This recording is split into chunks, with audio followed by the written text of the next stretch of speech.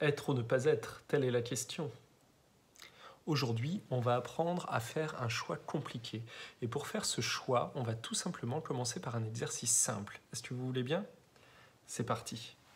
Je m'appelle Virgile Durand, j'anime des séminaires de développement personnel et de spiritualité et aujourd'hui je vais vous apprendre en 3 étapes à faire un choix compliqué.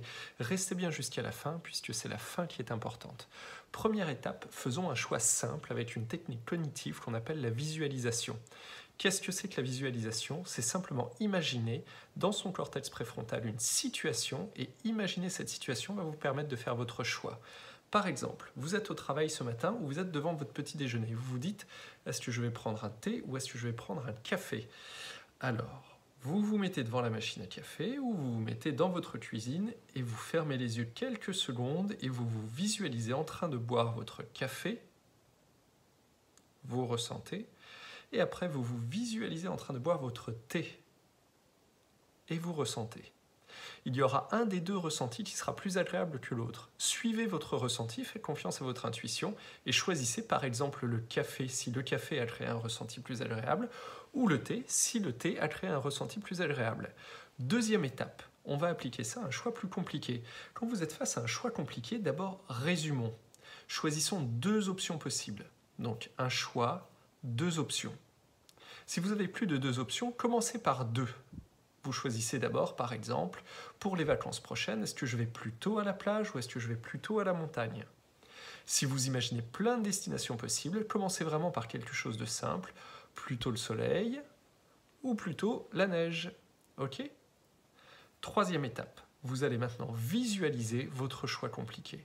Donc vous vous mettez dans une situation où vous êtes à l'aise, où vous n'êtes pas dérangé pendant quelques instants, vous soufflez, des respirations calmes. Inspiration sur 3 temps, expiration sur 5 temps. Vous visualisez la situation pour laquelle vous voulez choisir, par exemple les prochaines vacances. Très bien. Et ensuite, vous visualisez le choix 1. Vous visualisez par exemple le soleil. Quelles seront mes prochaines vacances au soleil? Faites l'effort de vraiment vous sentir au soleil, de vous voir au soleil.